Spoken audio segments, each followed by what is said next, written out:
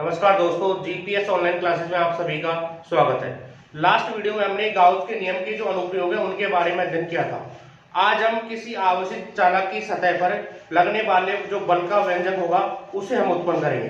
तो आज की जो अपनी हेडिंग होगी तो बच्चों वो क्या होगी, किसी आवेशित चालक की सतह पर बल। आवेशित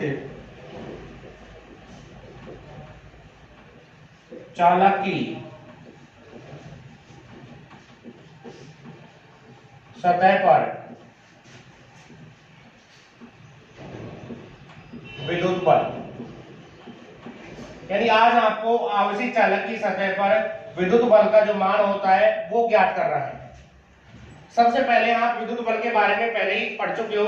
कूलाम के नियम की सहायता से हम यहाँ पर विद्युत बल का जो मान होता है वो दो आवेशों के मध्य में जितना बल लगता है उसका मान कूलाम के नियम से हम ज्ञात करते हैं।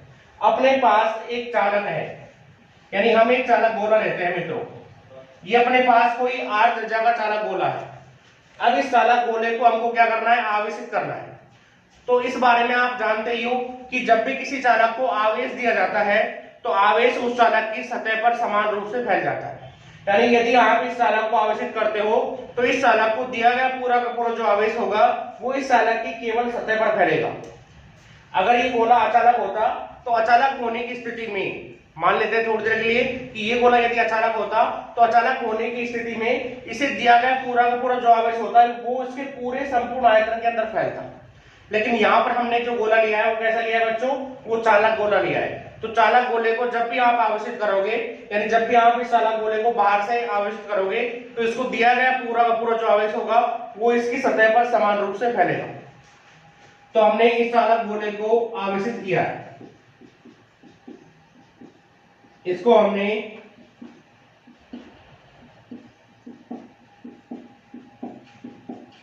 चालक गोले को आवेशित कर दिया। अब इस चालक गोले को जो भी आवेश दिया है वो केवल इसकी सतह पर फैल जाएगा, यानी सतह पर सतत रूप से वो वितरित हो जाएगा।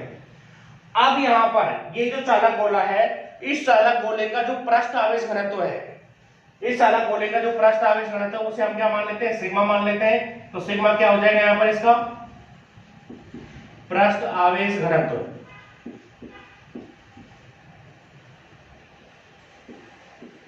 यानी इस चालक गोले का पृष्ठ आवेश घनत्व क्या हो जाएगा मित्रों, सिग्मा हो जाएगा। अब ये जो चालक गोला है ये चालक गोले का क्या है, केंद्र है। अब यहां पर इस चालक गोले के कारण विद्युत बल का जो मान है वो हमको ज्ञात करना है।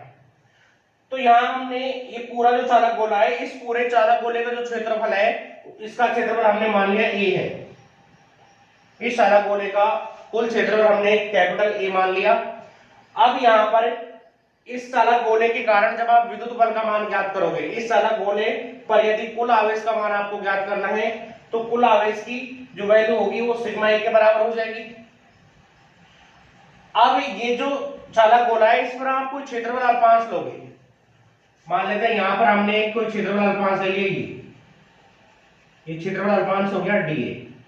अब इस क्षेत्रफल अल्पांश पर कुछ आवेश होगा, यानी क्षेत्रफल अल्पांश पर आवेश की अगर मात्रा आप ज्ञात करोगे तो इस क्षेत्रफल को सिग्मा से गुणा कर दोगे तो यहां पर dq जो आवेश आएगा उस dq आवेश की जो मात्रा होगी मित्रों, यानी इस क्षेत्रफल अल्पांश पर आवेश की मात्रा dq का जो मान होगा, dq का जो मान आपको प्राप्त होगा, dq का मान सिग्मा इंटू डीए प्राप्त हो जाएगा।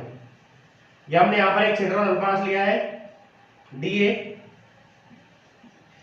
इस अल्पांश पर आवेश की मात्रा अगर dq देखें तो dq का जो मान होगा वो सिग्मा इंटू डी आपको प्राप्त हो जाएगा।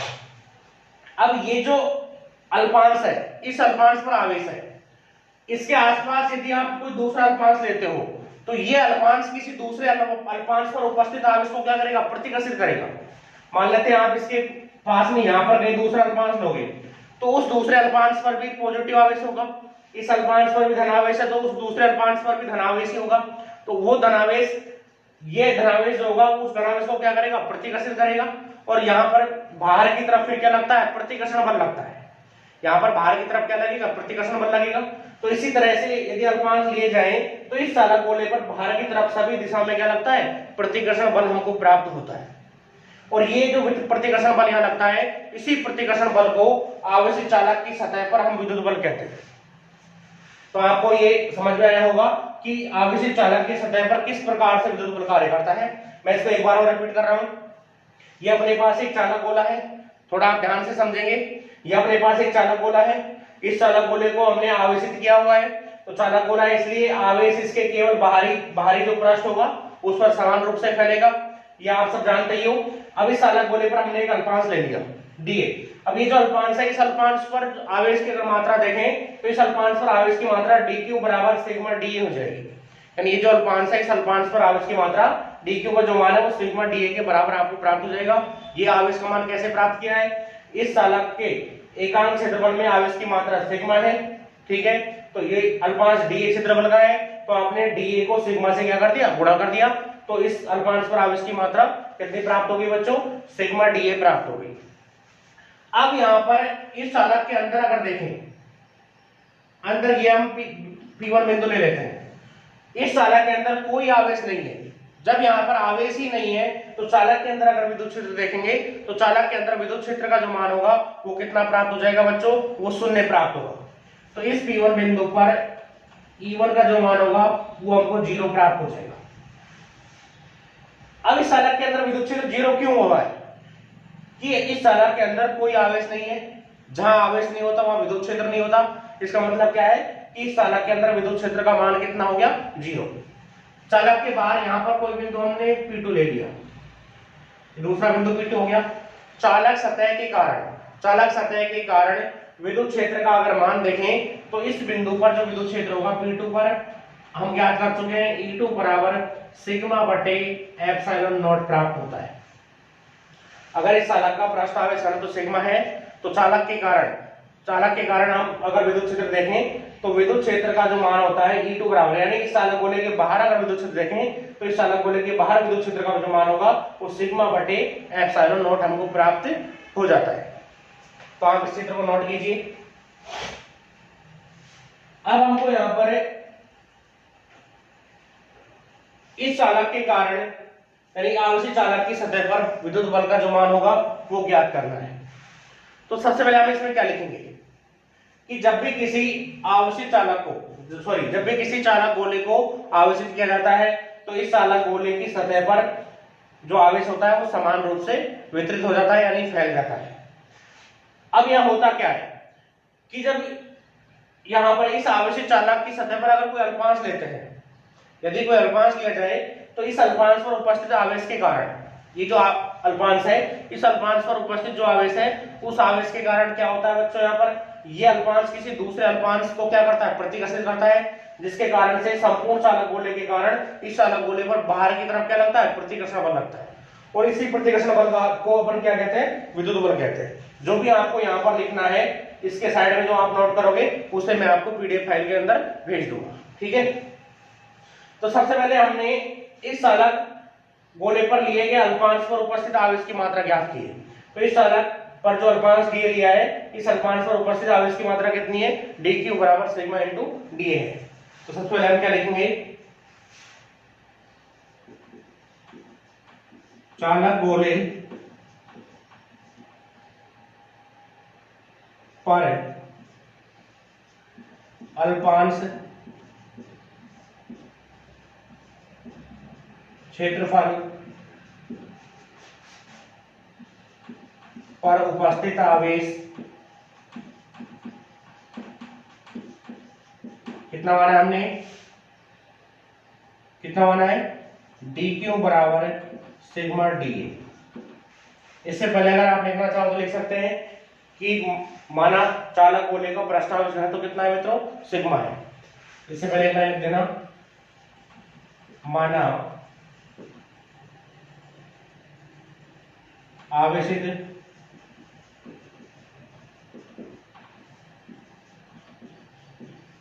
चालक गोले का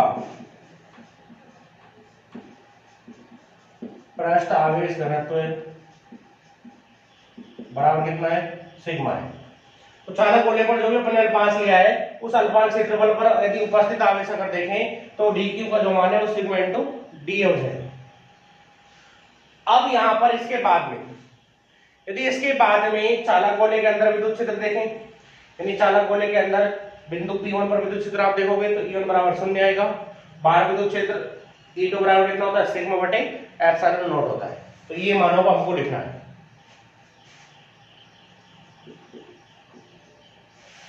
चालक गोले के अंदर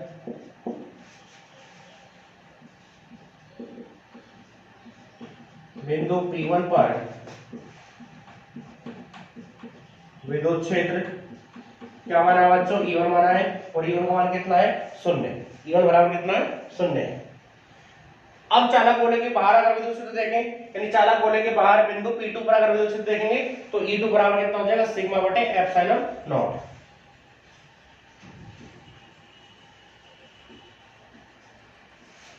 चालक गोले के बाहर बिंदु P2 पर विद्युत क्षेत्र,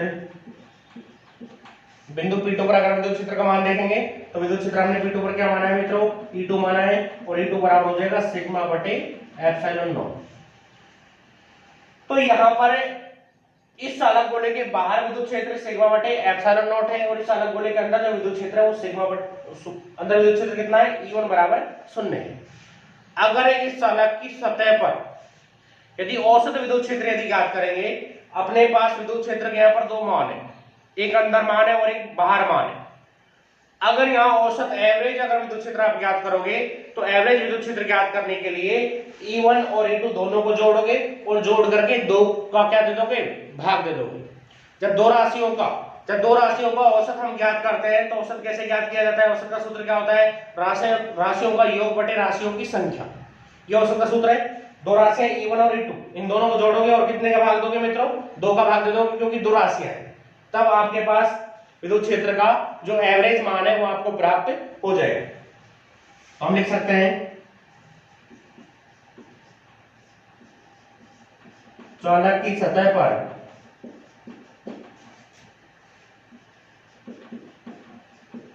औसत विद्युत क्षेत्र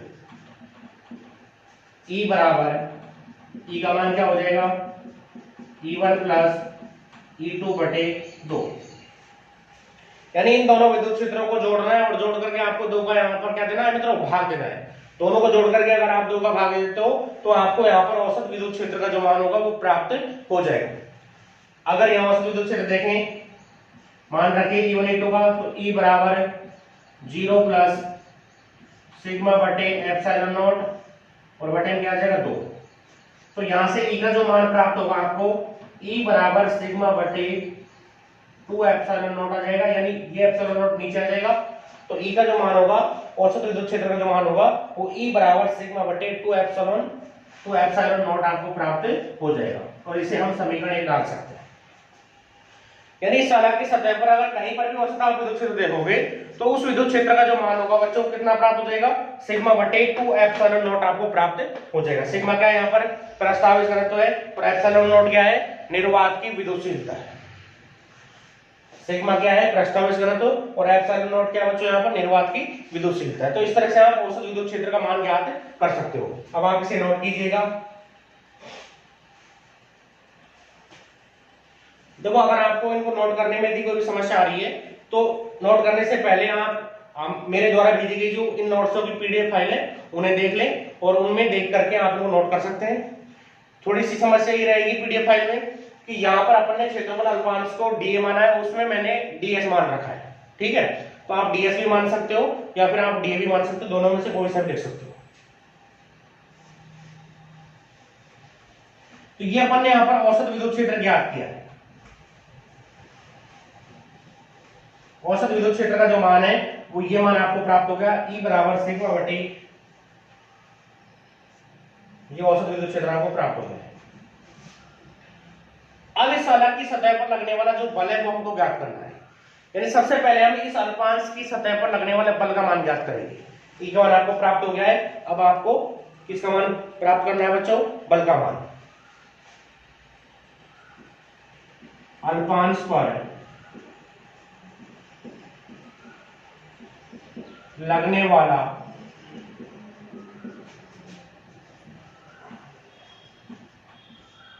विद्युत बल कितना हो जाएगा, dF बराबर, देखो अल्पांश है, अल्पांश का क्षेत्रफल क्या है, dA है, तो जब क्षेत्रफल इसका अल्प है तो इस पर लगने वाला बल का जो मान होगा वो भी कैसा होगा बच्चों, अल्प होगा। बल को F से रिप्रेजेंट किया जाता है, अल्प बल लग रहा है इसलिए हमने किससे व्यक्त किया इसको, dF से। ठीक है, बल का हमने एक सूत्र पढ़ा था, बल बराबर होता है आवेश गुणा विद्युत क्षेत्र। अगर आपको याद है तो पहले चैप्टर में मैंने F बराबर आपको बताया था QE, ये सूत्र आपको बल का बताया था, F बराबर QE, या फिर यदि आवेश परीक्षण आवेश होता है तो F बराबर Q0E होता है। ठीक है, तो बल बराबर यानी विद्युत बल का जो मान होता है वो आवेश गुणा विद्युत क्षेत्र होता है। तो यहाँ पर इस पूरी सतह पर जो विद्युत क्षेत्र उत्पन्न हो रहा है वो E है, औसत विद्युत क्षेत्र है, उसका मान सिग्मा बटे 2 एप्सिलॉन नॉट है, ये का मान हो गया।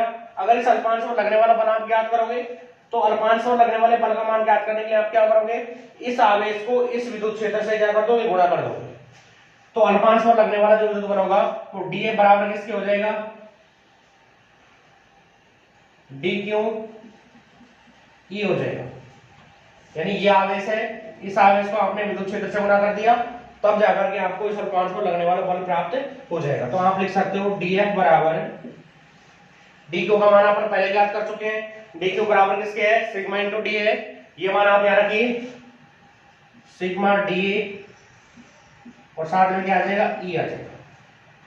तो विद्युत बल की जो मान है, विद्युत बल का जो मान है वो आपको ये प्राप्त हो गया है। अब यहां पर ये जो वैल्यू है अपनी E का मान आप यहां से रखिए, E बराबर सिग्मा बटे 2 एप्सिलॉन नॉट है, यानी ये जो समीकरण 1 है उससे मान रखिए, समीकरण 1 से E का मान रखने पर, अगर आप यहां पर इस समीकरण से E का मान यहां रखते हो तो E की जो वैल्यू है वो सिग्मा बटे 2 एप्सिलॉन नॉट है, तो मान रख के dF की वैल्यू ज्ञात कीजिए, dF बराबर सिग्मा dA, E का मान क्या है, सिग्मा बटे 2 एप्सिलॉन नॉट, एक सिग्मा ये रहा, एक ये रहा, एक और एक मिलकर के जब गुणा होंगे कितना हो जाएगा, सिग्मा स्क्वायर, तो dF बराबर सिग्मा स्क्वायर बटे 2 एप्सिलॉन नॉट dA, ये अपने आ जाएगी समीकरण 2। यानी यहां पर इस चालक गोले के ऊपर यदि कोई भी अल्पांश लिया जाता है तो उस अल्पांश पर बाहर की तरफ लगने वाला जो प्रतिकर्षण बल है, या फिर हम कह सकते हैं उस अल्पांश पर लगने वाला जो विद्युत बल है उसका जो मान है वो dA बराबर सिग्मा स्क्वायर बटे 2 एप्सिलॉन नॉट dA आपको प्राप्त हो जाता है। तो ये आपका क्या हो गया, इस अल्पांश पर लगने वाला प्रतिकर्षण बल हो गया। यदि आपको इस संपूर्ण इस पूरे चालक गोले के कारण, इस पूरे चालक गोले के कारण आपको अगर विद्युत बल का मान ज्ञात करना है तो आप इस समीकरण 2 का क्या कर दोगे, समाकलन कर दोगे, तो आप लिखोगे संपूर्ण चालक के कारण, यहां पर चालक गोला भी आप देख सकते हो, संपूर्ण चालक गोले के कारण विद्युत बल, इसका मान आपको ज्ञात करना है। तो सबसे पहले आप इस LHS DF का क्या करोगे, इंटीग्रल करोगे, समाकलन करोगे, फिर इधर से इसका समाकलन कर दोगे। DF का समाकलन क्या होता है मित्रों, F, पूरा चालक गोला है, बंद पृष्ठ है, इसलिए इंटीग्रल का चिन्ह और ऊपर हमने बंद पृष्ठ का चिन्ह लगा दिया, सिग्मा स्क्वायर बटे 2 एप्सिलॉन नॉट dA। अब यहां पर सिग्मा स्क्वायर बटे 2 एप्सिलॉन नॉट तो क्या है, नियतांक है, इसको हम इससे समाकलन से बाहर ले लेंगे, बाकी dA का समाकलन किया जाएगा। देखो आप इसे यहां पर भी छोड़ सकते हो, कुल बल पूछता है तो आप इसको यहां पर छोड़ सकते हो। अगर आपने जो चालक लिया है ये अगर गोलाकार आकृति का है तो इसका आप समाकलन आगे भी कर सकते हो, क्योंकि चालक गोले के लिए dA का जो समाकलन आप करते हो, गोले के लिए जब भी आप dA का समाकलन करते हो तो वो 4πr² आता है। अगर इस गोले की त्रिज्या r है, ये जो गोला है इस गोले की अगर रेडियस r है तो इसका जो समाकलन होगा वो कितना हो जाएगा, वो 4πr² होगा। यानी यहाँ पर इस r त्रिज्या का अगर कोई चालक गोला आपने लिया गया है तो r त्रिज्या के चालक गोले का जो संपूर्ण पृष्ठीय क्षेत्रफल होता है, संपूर्ण जो पृष्ठीय क्षेत्रफल होता है उसका मान आप जानते हो 4 पाई आर स्क्वायर होता है, तो डीए का जो इंटीग्रल आएगा उसकी जगह 4 पाई आर स्क्वायर भी लिख सकते हो। अगर आप इसे आगे सॉल्व करते हो F बराबर सिग्मा स्क्वायर बटे 2a इंटीग्रल डी हो जाएगा, और इंटीग्रल डी का जो मान होता है मित्रों वो कितना होता है 4 पाई आर स्क्वायर। तो F बराबर सिग्मा स्क्वायर बटे 2a ये एप्सिलॉन नॉट है, इसको एप्सिलॉन नॉट कर लेना, ठीक है। डीए का समाकलन क्या हो जाएगा 4 पाई आर स्क्वायर। तो कुल बल का जो मान है वो आपको ये प्राप्त हो जाएगा। अब यहां पर इस चालक के गोले की सतह पर अगर दाब ज्ञात करना है तो ये जो टॉपिक है आवेशी चालक की सतह पर विद्युत बल या विद्युत दाब के नाम से रह सकता है, क्योंकि हम यहां पर इस समीकरण 2 से आगे दाब का मान भी ज्ञात कर सकते हैं।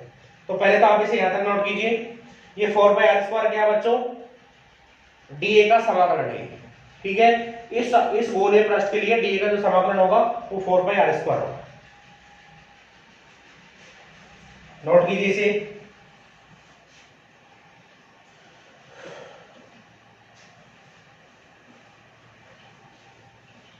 अब हम इसको थोड़ा आगे सोल्व करते हैं।